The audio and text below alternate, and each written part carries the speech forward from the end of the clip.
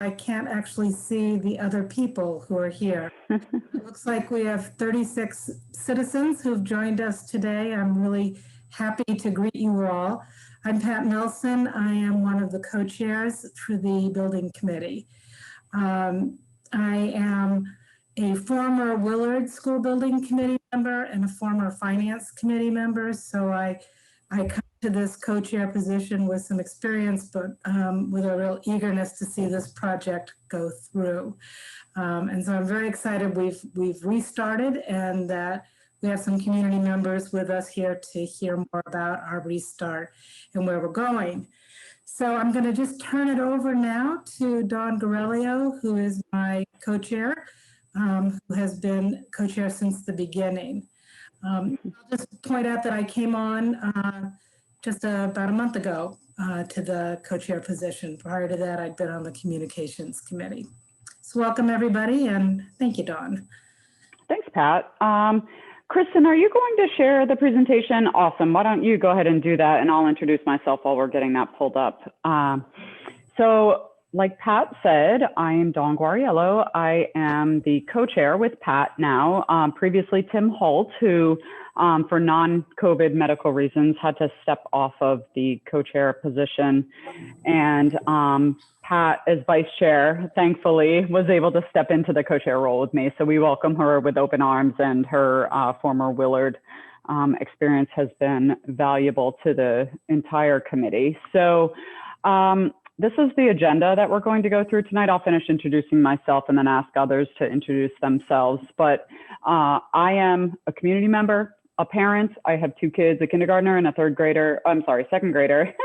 Time flies at Alcott. And I am a architect by license and actually design public schools for a living, and have been doing that in Massachusetts for almost 25 years. So quite a bit of design and construction experience that I've brought to the committee, and it's been a great group of folks to work with. So with that, I will recap what you've missed. We're joined just briefly by Dr. Hunter, who everyone should know, the superintendent of schools. Here we've got Kristen Olson with SMMA. They are our design professionals, the architecture firm, as well as Matt Rice. And everyone should know Matt and I actually went to school together in college, small world that we live in. So we've reconnected professionally, just coincidence that he's on this team. So it's nice to see Matt a million years later from college.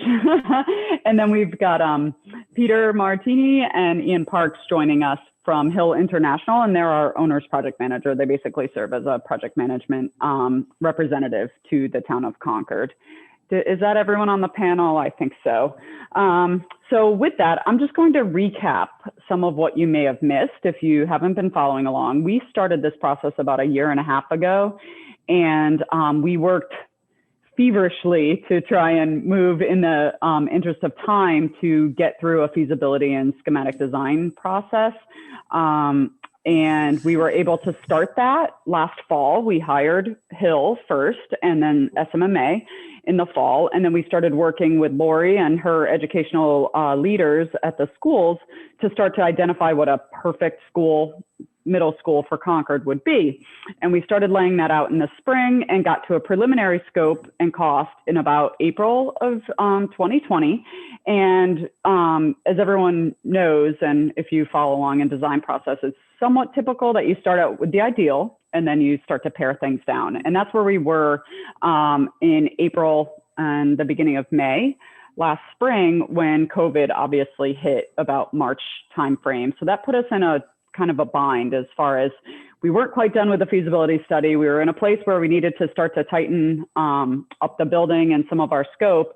And then we recognized that in the interest of starting school again, Dr. Hunter and her team would need to really focus on getting our students back in the schools this fall. So we asked the select board to put us on hold. And we did that from May until late November, and asked in November of the select board to allow us to come out of a pause, out of a hold due to COVID, recognizing that the time is right. Dr. Hunter had the schools up and running, and it seemed to be a good time to start engaging the community now that everyone's a little more comfortable on Zoom platforms and electronically providing feedback, it's really a critical time that we pick up and start to get community input. So that's where we are. That happened in December. Our design professionals, our consultants have begun working with Lori, her educational plan. If anyone's following along at the school committee level, they have been reviewing it and providing feedback. And essentially what that does is allow us to understand that the building will support the educational plan, for years to come. And that's the place where we are. And now we're looking to get into a deep dive as far as, recognizing the building for what it is, the spaces for what they are, any dual purposing, any of those efforts to get the exact building that we can afford for Concord. So that's where we are. We're here to give you an update. I'm going to turn it over to Dr. Hunter to speak about the educational plan, and I'll hand it to you. Great. Thanks, Dawn. You're welcome. So the real, right, it's a school. So that's the heart of what we're working on, is what we want teaching and learning to look like, and how the new school can support and foster that and take it to another level.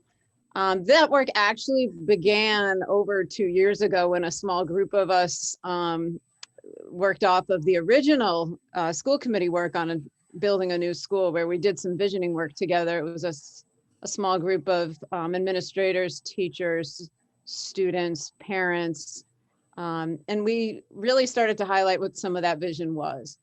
And so some of what you're going to see on that slide is the overview of those concepts. The ones that really jumped out are somewhat in red, but now supported by the building piece that would go with it. So the 8 core pieces we had really talked on, and now then you'll see there's terminology in terms of what space would look like to complement this. Wellness, choice, balance, collaboration, flexibility, authenticity, inclusivity, engagement, security, rigor, sustainability, and my favorite of them all is joy. So this visual is what really became the cornerstone to the ed plan. And the educational plan is a document that is meant to really drive the project towards where we're envisioning teaching and learning at Concord Middle School, not just in 4 or 5 years, whatever timeline we have for the building project, but for 50 years. And making sure that this space can ebb and flow with what will happen in education. Obviously, we've lived that in a pretty extreme way this year, which I think has actually been really good for our mindset going into this project, that we in no way we could have imagined, understand just how flexible we want space to be. And of course, we will never take for granted being in a school building again after COVID's passed. So a few highlights of the ed plan, and I'm going to talk at the 30,000 foot level because this document has now grown to well over 50 pages. But I think probably a few of the key components of what our priorities are. Among the top of those is this team approach that we've identified. We do some teaming at the middle school now, and teaming can mean different things in different schools. And I will define what we think that means to us, which is that 4 core content teachers, English, math, science, and social studies, work with the same group of kids. The kids rotate among them, and the kids essentially become a smaller school within a school. And we do that now to the best of our abilities based on space. Essentially, we are in a really good place at Peabody because we've had room to spread out and make that part of the transition into middle school for 6th grade. And the vision is to grow that into 7 and 8. We're going to try to do that as best we can in Sanborn over the coming years, but ultimately a key part of the team process is that there's a pod of those classrooms where their kids are proximate to one another and don't travel throughout the entire school all day. They stay within the team for those courses and only travel to the other parts of the building for the more common activities. And it really becomes this really nice balance of feeling like you're in a bigger school, but having a much smaller school environment. Teachers get to know kids better. They share kids so they can talk, they can collaborate together, integrate curriculum. There's just lots and lots of benefits, and we could do a whole webinar just on that. So that's a huge piece of what our vision is. We are envisioning one school. I sometimes skip over that part because it's so obvious to me that that's what we're envisioning, but not everyone has heard that yet. We'd like to have all of 6, 7, and 8 in one building. That's just an ongoing challenge for many, many reasons in having them in 2 different buildings. So we're looking for that to be a key piece. We obviously want to build some room for growth, but not overbuild. So we're constantly reviewing enrollment numbers. Right now, we're targeting a building of 700 students, which would allow for really, really great class sizes, but also allow for the unexpected should enrollments creep up as the new school were to come online. I think other important pieces to note, and again, I'm at the 30,000 foot level. We have a very, very deep program at Concord Middle School. It could parallel high school programs in many other communities with the depths of offerings and electives and fine arts and performing arts. And so that is driving some space needs, as you might imagine. So we're trying to find the balance for good or bad, mostly bad. Sanborn and Peabody is a good amount of square footage. It is not ideal square footage in any way, shape, or form, but it's a good amount of square footage. So we're trying to wrestle with all of these pieces to get to a place where we have a building that can support the programs for what we know them to be and value so much, and still come in at a reasonable square footage for a new school that is cost effective. I think probably the final piece I'll highlight, in addition to all those electives in fine and performing arts, which are very deep and rich, is a robust program to provide both intervention and enrichment to kids. This is something that many secondary schools aspire to. It's very, very challenging in those schedules because of the structure, often to get those different opportunities for kids who need extra support. Before they get to special education, that's another piece we can talk on in depth at another time in terms of making sure we have special education spaces and the vision there. But we want to be sure we're intervening before there are special needs. And so that is a key component of this, as well as enriching for those who are performing well above. And those are programs that we've been able to build slowly over the last few years within the spaces we're in. And we really want to be sure that the new school takes those and anchors them, and the space is adequate for those, and they become an integral institutionalized part of the program. So we've put together a really rich document that is going to the school committee for the second time tomorrow night. We expect we're close to approval with having had 2 or 3 revision rounds and a lot of input and feedback from both the building committee and the school committee and the design team and the project managers who are on as well. And we're just grateful that we're this far along, and hopefully that document can be a real source of information for the community at large, and it'll be easily available to everyone as the project gets going. So I think that's where I'll leave it and answer questions as they come up. Great. So I'll go from here and talk about what and how we are going to go about these next few months to wrap up the feasibility study phase. I wanted to start with that project goals recap. This is what we started out with over a year ago, and where we're still at with the total project cost range of 80 to 100 million.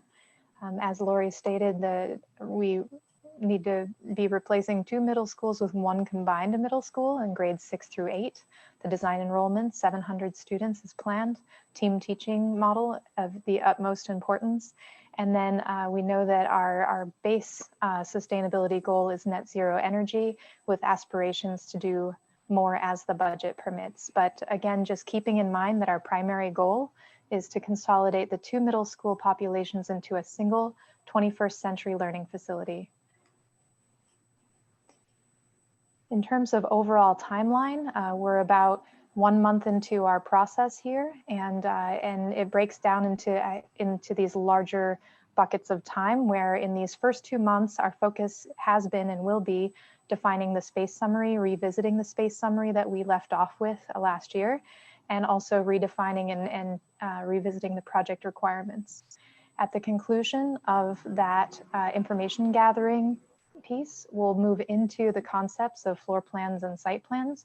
We had some very attractive and some very thoughtful concepts at the conclusion of our last study, but after we revisit these space summary and project requirements, it'll be important to confirm the concepts and make sure that those are still suitable.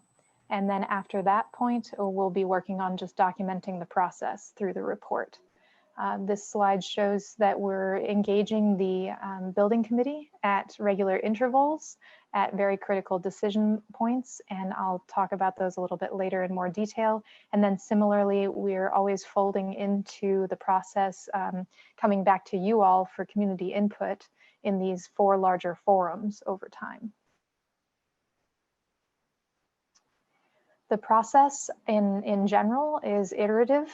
We will always be bringing information to you based on all of the interviews and documents, the ed plan, and everything that we collect. And we will be presenting that to subcommittees and stakeholder groups, discussing it, obtaining feedback, and then folding that into our consideration set, because ultimately the subcommittee will be recommending these various components to the building committee, but not before we have an iterative loop again with the community where we get your feedback, and only after that point in time would we be moving forward to request votes on decisions from the building committee. As Dawn mentioned, we had arrived at a very ideal program and scope in the last feasibility study phase, and right now our charge is to really make sure that we're getting back to balance with scope, budget, and schedule. An analogy that is frequently used to review that is this 3-legged stool, where if you have one, the stool doesn't work very well if you have one extremely long leg. We must keep them all in balance. So if you were to cut schedule in half, for example, you would have to expect that it would influence the other legs. So again, in our earlier version, where we arrived with the scope was that it was very large and expansive and ideal. And so we're looking to just revisit that and make sure that we're efficient and thoughtful, and that we can bring that back into balance with the budget and the cost. We had a lot of questions in the first phase about when certain decisions need to be made and what the focus is of each of the phases. We're on contract as a team to provide both the feasibility study and the schematic design phases. Right now, we're here on the left. The education plan and enrollment, we've already, as Lori mentioned, had great strides in that category. The site and location are a given. Right now, we're really honing in on that building program, which is the space type and the square footage of those spaces. We're revisiting site and program. As mentioned, in our first phase, we did do a lot of investigations on constraints and conditions, so we don't really need to relook at those. We have all of that for record. And then conceptual and site building plans are a big piece of what we'll be looking at again. Some of these other components are also just part of the process and part of making sure that when we arrive at a budget and are checking to make sure that we're meeting the budget, all of those considerations are set. But you can see in the schematic design side, we really get into a lot more detail on the floor plans and site plans and building materials at that time. So we're really looking at a high level of program requirements at this time. So we also wanted to bring to you the cost drivers. There are some things that we can control and some things that we can't. We know with the building site that it will be at the Sanborn site, and so it's necessary that once the new building is built, the Sanborn building will need to be demolished. That is a given. Similarly, any abatement that must occur pre-demolition will have to be done. Septic system, we are looking into any community sewer connection nearby, but right now the site has septic, and so that would be assumed as a given. Project costs that are also part of what we need to be considering are code compliance, and then escalation can be influenced somewhat by schedule, but it's largely market conditions. What we can control as we're revisiting that 3-legged stool is, again, the building square footage, the types of engineering systems, which are the mechanical, HVAC, plumbing, and so on systems. We can talk about different types of those, the site program, materials, construction delivery method, which is whether it's done as a construction manager at risk or design bid build, and sustainability. So all of those pieces are what we're really looking into right now to make sure that we are achieving all of your goals and the budget required. So I have a few slides that talk about the various groups and subcommittees, and I'll go through them fairly quickly, but do know that these meetings are posted and we invite you all to join and provide input in these sessions as well as future community forums. We're working a lot with this educational leadership team to look into the educational plan that they're developing and gain information about how the gym, auditorium, and spaces are used for educational purposes. The educational leadership team will be looking at the first pass of the program with us and recommending that to the design subcommittee. The design subcommittee will be taking a hard look at those criteria and the requirements with us, asking important questions and drilling down to make sure that no stone is left unturned and we have the right approach there for your building size and requirements. And similarly, they will also be the lead in reviewing the site and building concepts. We've had 2 meetings that are already passed, but we have a lot of meetings ahead of us. And again, you're welcome to join in on any of those for input. The sustainability subcommittee we're also meeting with 1 meeting behind us already and 2 ahead. We are working with them to make sure that we have the sustainability requirements and goals defined and are keeping those in mind as we develop the comprehensive project. We are checking in and making sure that the select board and finance committee are apprised and making sure that we know what the constraints are from a funding source perspective and sites. We do have a management team that performs our administrative check-ins just to make sure that we're on track and meeting all of our milestones. So that's just on an ongoing as needed basis. The finance subcommittee was in place in the first phase and actually needs to be revisited in this phase because of changes of membership and everything. So that will be discussed in the February meeting. The communications subcommittee is hard at work making sure that information gets out to you all so that we get your input at our critical steps. We have small working groups that we have organized and have already behind us a few, and we're always open to requests for other engagement opportunities to hear, again, community voice and make sure we get all the inputs needed. It's important to say that there's a lot of questions around the gymnasium size and type, and as well as the performing arts program and the auditorium. And so we've spent a lot of time meeting with the teachers and the staff and the educators to make sure that we understand how the auditorium, for example, is used on a day-to-day basis.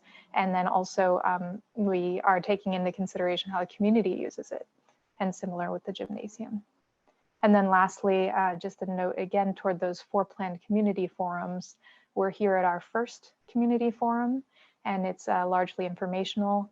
When we come back to you, we'll be presenting the draft program, space types, and sustainability updates, and then beginning work on those site and building concepts, revisiting those with you, and then summarizing that in our 4th. And then this is just a graphic calendar of where all the meetings fall, and some of these have been pinned down more specifically, but I can assure you all of the subcommittees are hard at work, and we're working hard to collect all the information we need to get you, to make sure all your questions are answered. So at the end of January, the educational leadership team will have worked with this group to make sure that we have a space summary or space summaries to recommend to the design subcommittee. The design subcommittee will be diving into that in February, and we'll be doing extensive review there in February until March when the space summary is voted. And right before this vote, again, we'll be coming back to you at a community forum. And then again, the cycle of revisiting the concepts with the design subcommittee, visiting back with the community, and then coming back to a vote. And now I will hand it off to Ian from Hill International, who will speak to the schedule. Thanks, Kristen. So just to give a recap here again, so Kristen did a great job of of talking through the next steps and the feasibility study and schematic design phase of the project. So big picture, how that fits in is we're very early on in the process here for the overall construction project schedule. So we have a design phase and then a procurement phase in which we'll be hiring a contractor, and then obviously the construction of the school. So I think long-term projections, that's what we're marching towards is something to the extent of, opening doors in 2025 timeframe. So it's part of an ongoing analysis that we're doing, but that helps you understand kind of we're very early on in the stages. There's a lot of influencing factors that we need to review, and the schedule will continue to take ebbs and flows. We do monthly schedule updates, and the next update will be presented at the February 11th building committee meeting. So if you want to know more about the schedule and some of the details there, please do tune into that. But again, 2021 here, the foreseeable future, we're early on in the process and making our way through the feasibility and schematic phase of design. Great. So I know that we moved through all of that pretty quickly, but we wanted to make sure to allocate plenty of time for your questions. Here we are a half an hour in, and I believe our goal is to wrap up at 6:30. So I'm going to exit the screen share, but we're happy to pull that up and reference back to it as we address questions. So just for everyone who's maybe not been on the webinar format before, and we're going to open this up probably a little differently than some of the other school-based ones have been. The Q&A box in the middle-ish of the lower part of your screen is open, so we can see your questions. That becomes available to the panelists. Then usually we read them out loud and answer them verbally rather than trying to keep up with the typing. So you're welcome to use that. If you'd like to actually speak and turn your video on, well, I guess you can't just turn the video on, turn the speaker on, but not be on video. I can promote you to be a panelist, and we can see and hear you then as you choose to either open both or one of those formats. I think really the goal tonight was to be sure we were gathering input along the way too. So if you've got wish lists or items you want to be sure that we're addressing through the process that we're in right now, and it is really early, which is the time we want to hear all those ideas, by all means, please ask now. So I have 3 questions in the Q&A, so I guess we can start with those, which I think we touched on some of this. So please go ahead and start to let us know. You can raise your hand if you want to be called on and opened up to video. You should have a button to do that on your screen. And it will do the little blue technical hand, not your real hand. So just getting everyone acclimated. So the first question, I think we just talked on timeline. Is there anything else we want to mention? I mean, there's phases here. We don't have funding for a building right now. We have funding to do this early work. So we do need to schedule a special town meeting once we're to the next enough of a design that we know how much it costs and have something to present to everyone. We've been discussing that piece. That's obviously a very big benchmark in the process, is for the community to fiscally support the project. And then Ian, from town meeting till breaking ground and construction, can you just break that down a little bit more? Yeah. So generally speaking, we're looking at making our way through feasibility and schematic design this year, trying to set up a special town meeting sometime in the fall. Looking at options on when to have the town vote and get this approved so that we can start with the major aspects of design thereafter.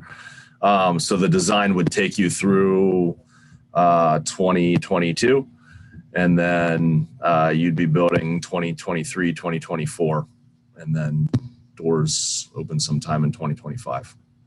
Yeah, so that obviously there's work to be done there. Those are pretty broad ranges. Rough numbers. So we're working on that. Any discussion, this is a great question because we haven't really talked about it. Any discussion with the design team about instituting more future-oriented 21st century design principles for learning with flexible spaces and seating, open and outdoor learning, and project spaces? So the short answer is yes. Would anyone like to flesh that out? Kristen, maybe? Yeah, we definitely are keeping all of those design principles in mind. A lot of flexible spaces, including opening up classrooms on the team learning commons, opening up classrooms to each other, making sure that there is direct access to outdoor learning classrooms. And all of those are big priorities for us, and they're definitely being accounted for in our process. Great, thank you.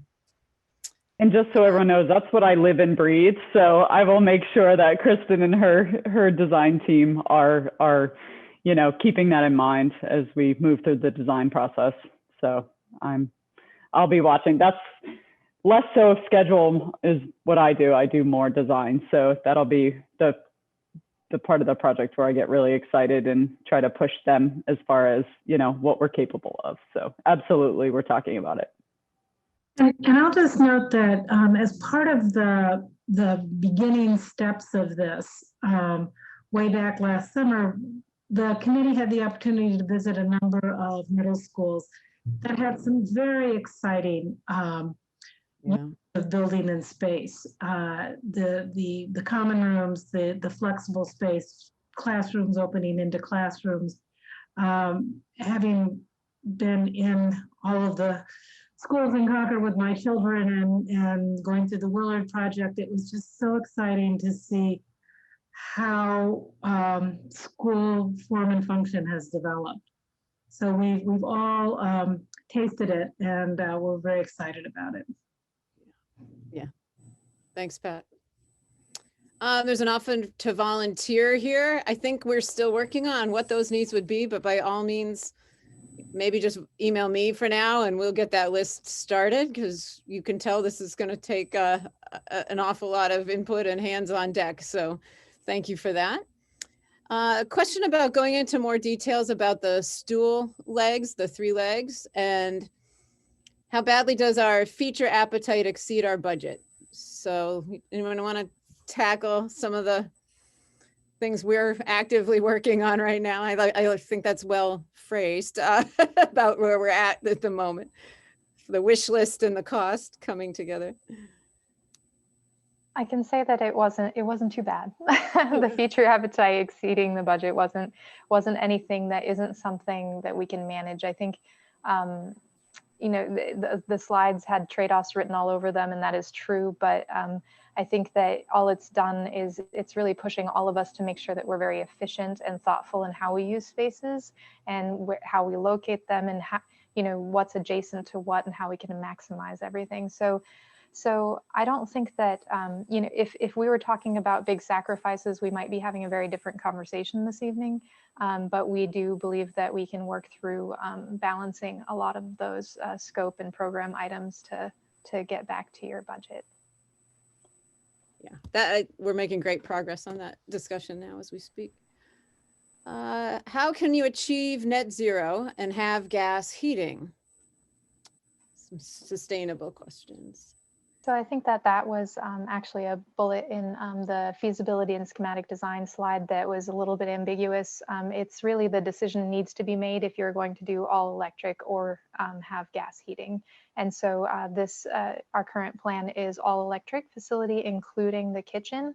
And so 100% electric and 100% net zero ready. So gas heating has been taken off of the table. And for reference, I know there's a few schools out there going that road right now as far as design and construction. So we would not in any way be the guinea pigs for that for that system. So it'll be interesting to follow those projects as they get built and are operating, and to potentially learn from anything that they came across in their design. But all electric as it stands, I think, is the hope and desire. And there's a sustainability subcommittee meeting this Thursday morning at 8. I think it's at 8. Yep, Thursday at 8. And that's a great nod to going to that meeting, because there are some interesting factors about all electric buildings.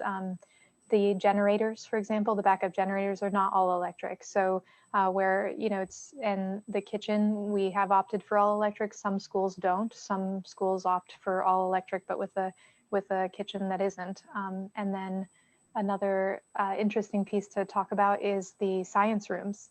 We're so used to having gas piping to science rooms, and that's being done differently now as well, in favor of having all electric school building.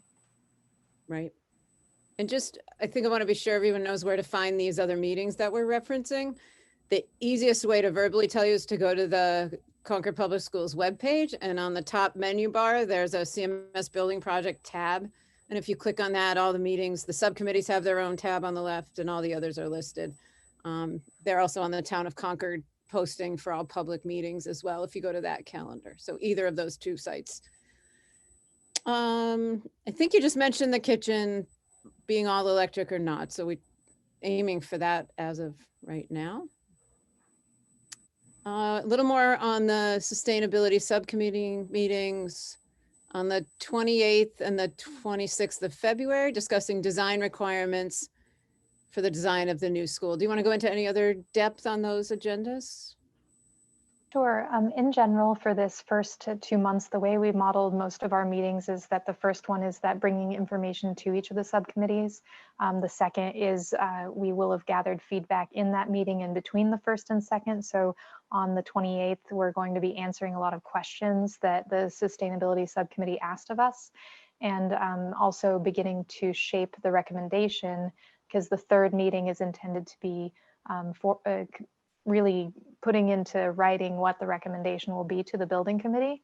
And so really the focus of this on January 28th and February 26th is shaping that language for the recommendation. And so we will be discussing what net zero means and what goals and what metrics should be set going into schematic design for the new building at those meetings.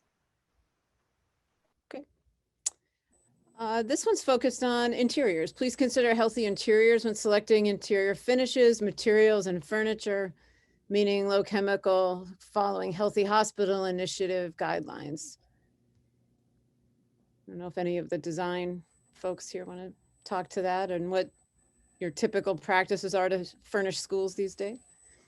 I'd start with Matt, if you wanted to add about, some of the materials we use and why. Yeah, I'd say on this topic, it's always something that we take into consideration in terms of material selections. There's lots of different criteria that we evaluate as we go through the process, but looking at material health product declarations, environmental product declarations, just to make sure that we're optimizing indoor air quality and environmental quality.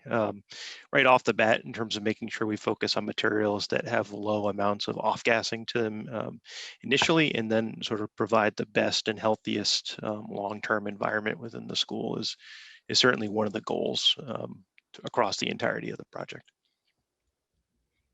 And it's a very typical process. It's very common in industry, and there, as public bid process, we need to always be listing several materials, but there are a wealth of materials out there that are complying with this, because industry-wide, that is a priority.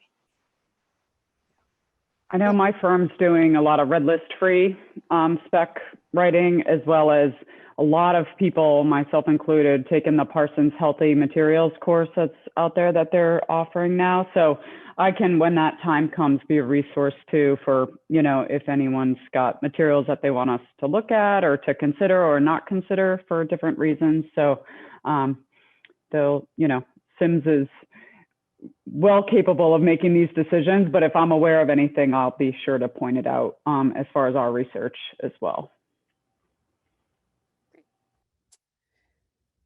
What do we hope to be voting on at a special town meeting in late 21 and also at the 22 town meeting? I mean, I'll start that one and then Hill, please hop on that. The special town meeting that is under consideration for 2021 would be to fund the construction of the building. So what the work is right now is to get to enough of a schematic design that we know what those costs are. We have a budget now, obviously, we're aiming for. And then we actually need the community vote to support that. And it has to happen both at town meeting and in a ballot vote. And that may mean that the 2022 town meeting doesn't have any building related pieces to it because it's already been processed. So it's one town meeting and one ballot vote. And part of the discussion will be the timing. If it's a special town meeting, you can put it on the regular town meeting or on the regular ballot. So lots of things to consider as timing gets factored out. Anyone want to add to that? No, I think that covers everything. Yeah. I would just say, sorry, I was on mute. I'd just like to say that it would be good just to get a brief recap. Sorry, Kristen. Between now and when it would be presented to the town for any sort of or vote or what it's involved in, we go through a feasibility study, which is happening now, and then a preferred schematic design is drawn up, and that takes some months to do that. At that point, maybe Kristen could say what is it exactly about the schematic design, because it's a pretty far along process that allows the town to have a really good idea of exactly where the building is, how big the building is, how it's going to function, what the site work looks like, etc. So there's a lot of information available at that time, right, Kristen? Yep, that's fair to say. The feasibility study is really about teasing out alternatives and looking at a lot of alternatives and setting the program.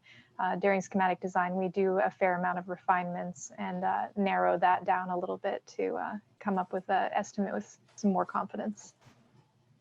Yeah, so when there's time for it to be finally presented to the town, there's a lot of information. There's a design and there's a cost certain. Exactly. And I think our hope of these forums along the way is none of that will be a big surprise that gets unveiled right before town meeting, that you'll all have had opportunity to see that as it evolves and weigh in on it as it happens. I think the next two questions are similar. Both are about transitions during construction and how we manage if we're going to close a school and demolish it.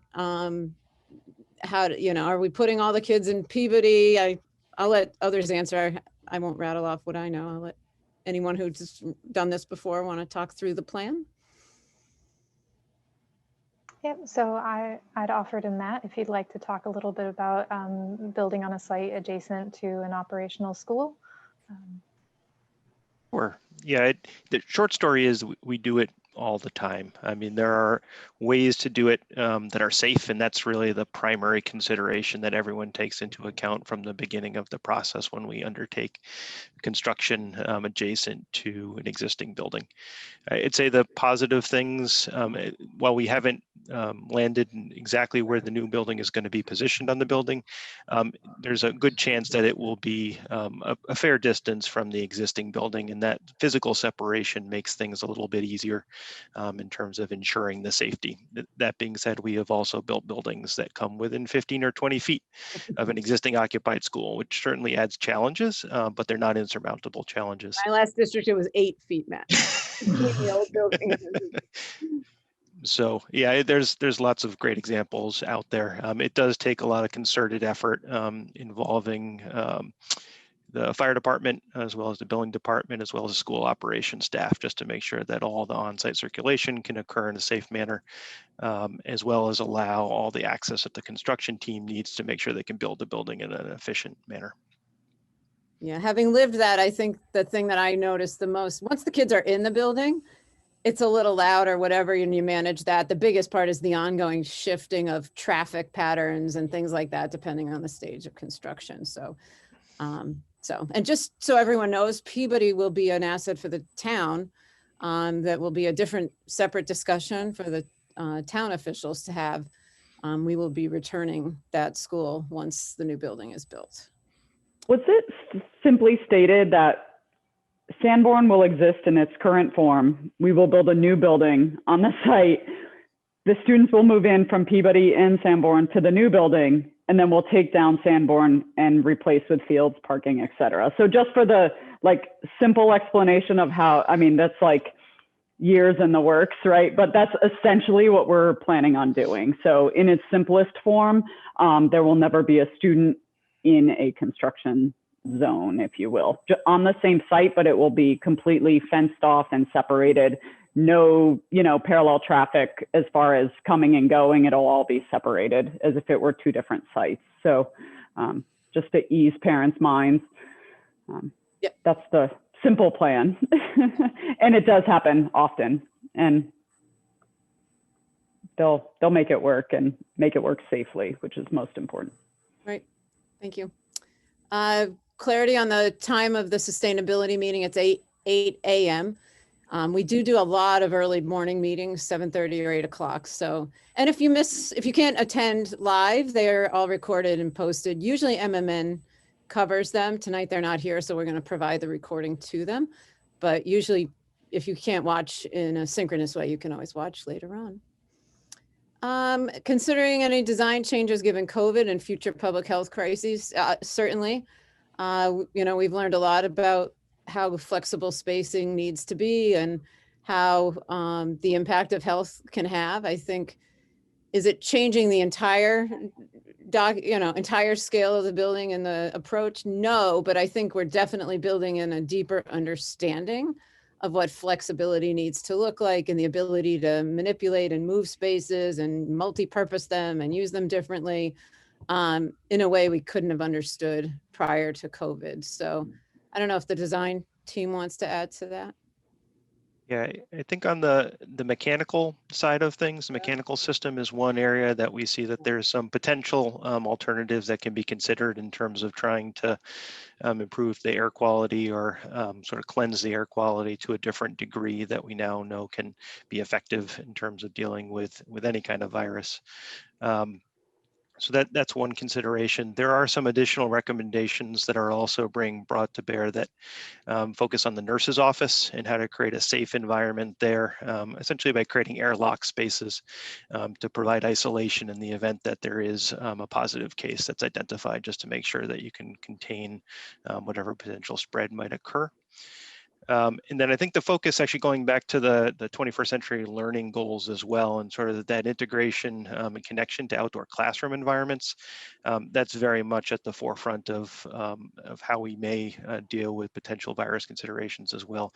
Having better opportunities to go outside and utilize those outdoor classrooms is really something that can be fantastic, regardless of whether or not we're trying to deal with sort of pandemic mitigation measures, or if we just want to get the kids outside. I think there's a sort of hidden benefit there as well in terms of dealing with this issue. Yeah, thank you. And some of those, the outdoor spaces was a priority pre-pandemic, and now we're really, understanding the value of that and using it more regularly. We know we need to build in technology access outside. That's, I think, become one of our learnings of the fall, especially in a hybrid environment where half the class is home streaming in. You can't just close the laptops and give them access to what's happening. So we've learned a lot, and that'll all be factored in. There's a question about construction of the high school. Had several costs that were excluded from the initial cost estimates. Parking, playing fields, bus depot as examples. Is there a process to ensure we won't face the same issues? Maybe, I don't know. I'm not sure exactly what happened during the high school. However, during this project, from one of the very first days a year ago, a budget has been made and tracked that separates from the design phase into the construction phase, and every possible thing that could be included or considered part of the project. And then we see what is normally part of the project, and if there's any ancillary work that might happen. So that's being tracked very, very carefully every step of the way. I'm not sure if anybody else has any comments on that, but that's a major charge of everybody who's involved with the job. And I think that's the major part of the work we're doing right now, is to make sure we've, identified all the potential costs and needs and are factoring them into the plan that we're making to avoid any of those unfunded pieces or surprises later, or anything we've learned. I do know most of the history from the high school, and know we want to try to learn from those mistakes and do it a little differently. And I think this team is doing that. So. Yeah, I'll just comment that the membership on the building committee is composed of people who are familiar with what happened with the high school. And we have a fabulous high school. The project was amazing from my point of view.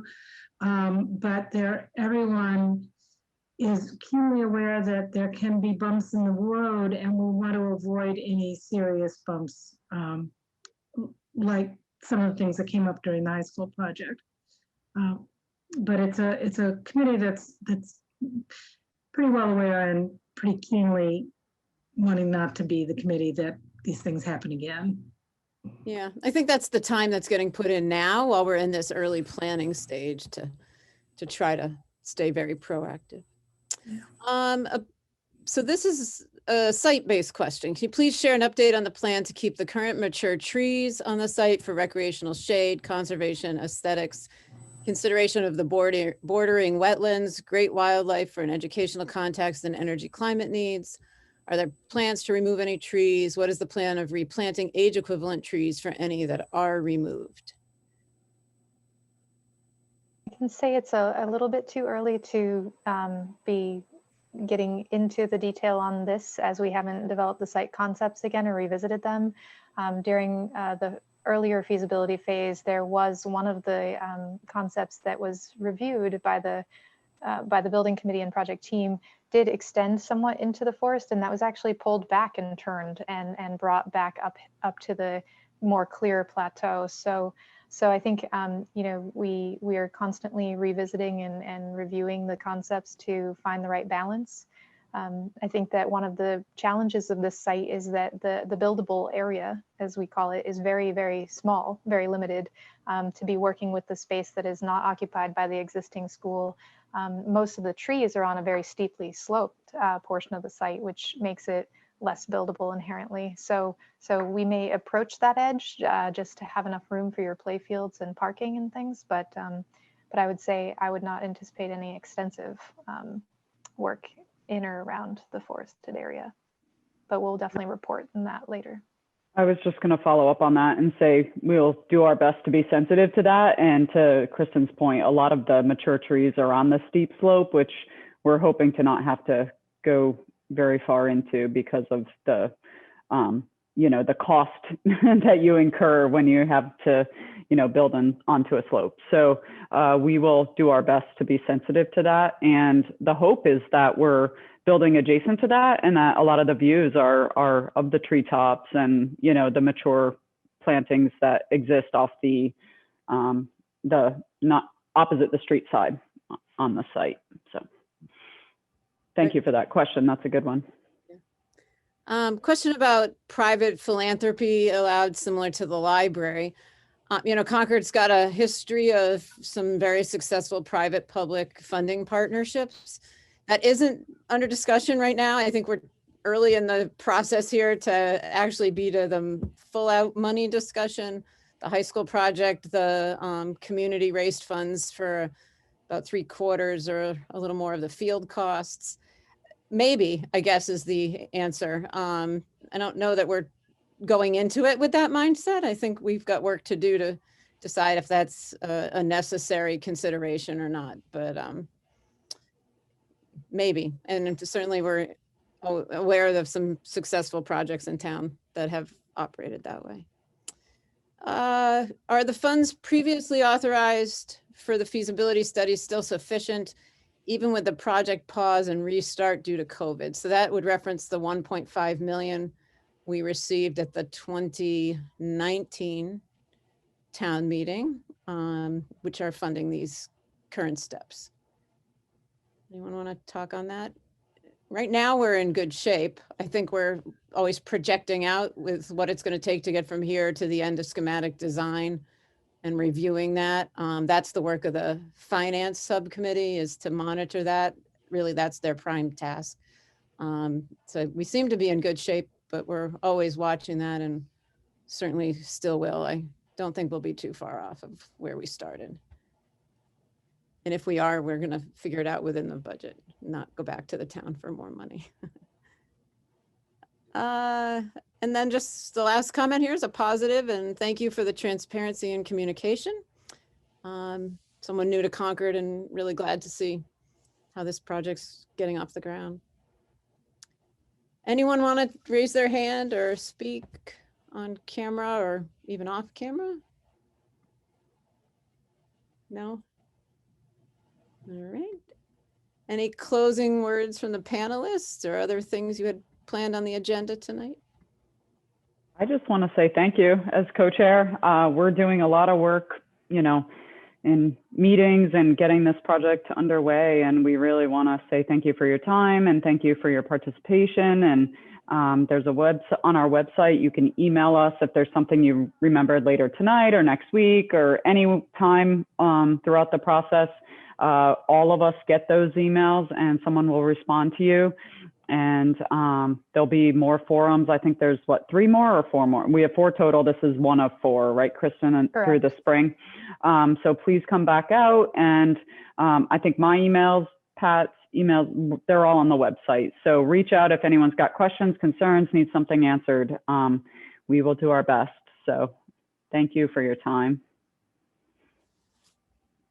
Great. Well, thanks Thank you, everyone for coming. Thank you. Thanks, It's a everyone. busy night in Concord, so we're glad for so many of you who could attend. And, you know, people have other meetings tonight and other things on their plates. So thank Please you. come to our other meetings as well. Subcommittee, building committee, you're always welcome. Yeah, the input's awesome. So, Yeah, I was going to thank say you all. 2021 is definitely the time to get involved and participate in these meetings and have your input and support. We really appreciate it. So. All right. Great. Thank you, everyone. Have a great Thanks, everyone. Thank you. Great, Bye, thanks. Good night. everyone. Bye. Bye.